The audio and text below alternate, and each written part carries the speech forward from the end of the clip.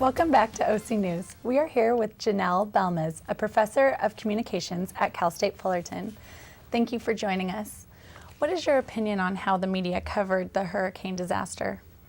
Well, in any time of national tragedy, when something like this happens, I am both proud of and ashamed of the mass media. In this case, I think I'm more proud. I think they did a really nice job of getting in there, of being in there, and of not flinching when difficult pictures, difficult stories came about. I'm really proud of the fact, for example, that CNN had spent much of its weekend devoted to providing images and information on missing children in an attempt to match up parents and children who had been separated during the storm. I think that's a really wonderful thing.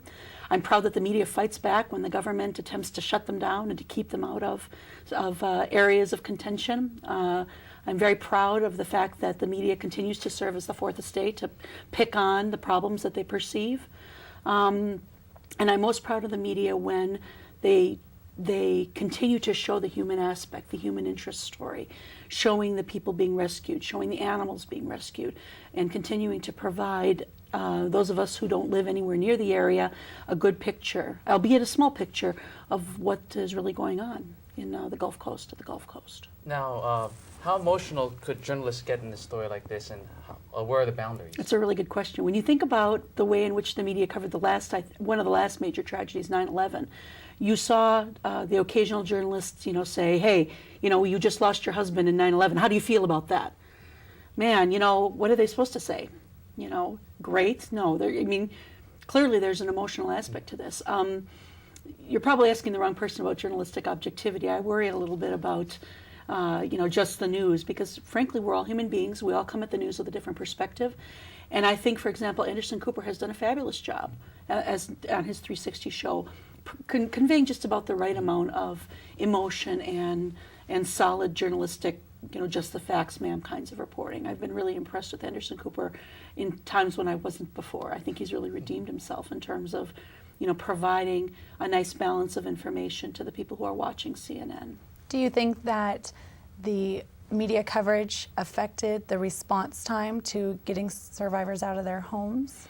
That, and I think even more so, I think it probably accelerated the process of changing management and leadership down there in terms of FEMA and the people who are in charge on the ground. We went to General Honore and General Allen, and I think the media accelerated that process, if not precipitated it. In terms of getting people out, well, you certainly see that public perspective in the newspapers where people are saying, look, you saw it on CNN, you saw the people waving their clothes and get me out, help, SOS, why weren't you there? And certainly it raised public ire, if nothing else. We can hope that it helped hasten the rescuing of those individuals who were stranded there. But, I don't know for sure. I'd like to think so, but... Now with 9/11, it brought the terrorism to the forefront, and it still is pretty much in the forefront in today's news. With the Hurricane Katrina, it's brought poverty into the forefront.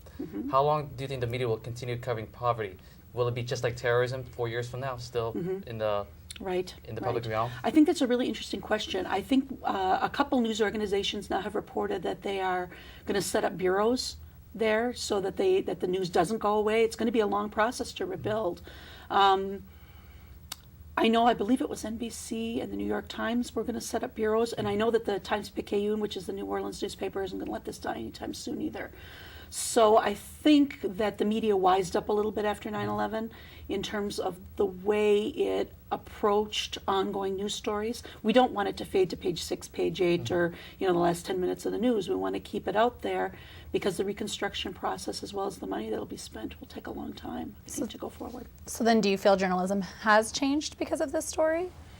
Changed. I don't know if I would say changed so much as gotten a little smarter, particularly in terms of covering tragedy. This is a national tragedy, and I think that here we've gotten galvanized, as your co-host suggested, around the issue of poverty. Here now, the galvanizing there was around patriotism. So I think the media tends to grab on to one element and hold.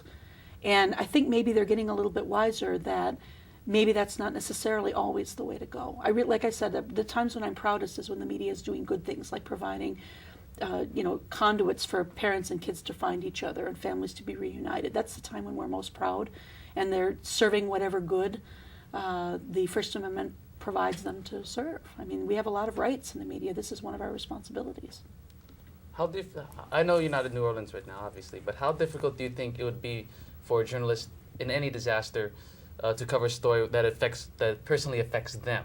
Like if they lost a home or It certainly brings an added dimension, doesn't it? I mean, in terms of going in, if I had lost a store or, I had lost a home, how much can we stay focused on our jobs? It's really tough.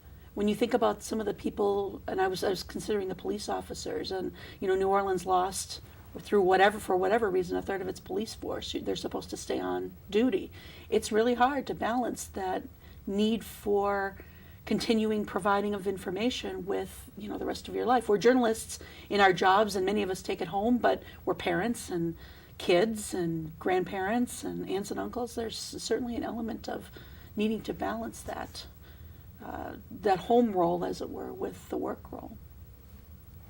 How do you feel the press treated the president's relationship with those affected by the hurricane? The relationship in terms well, of when he came to visit them, how do you think the press treated that? I have to say that I was a little annoyed when the president went early on, because it routes precious resources into protecting him from the snipers.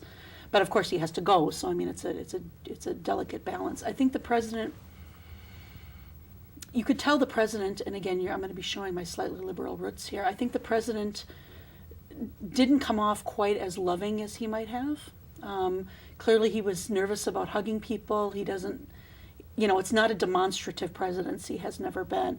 I remember seeing in the days in the aftermath a political cartoon where you saw President Clinton, who of course we could say has a lot of experience hugging people, right or wrong, hugging a young woman of color, looking over at George Bush on his left and saying, "This is how you hug."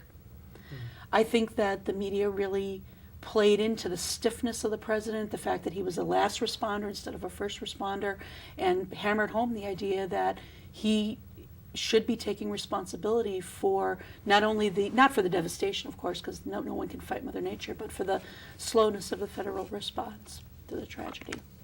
Is there anything journalism could have improved from the coverage? Good question.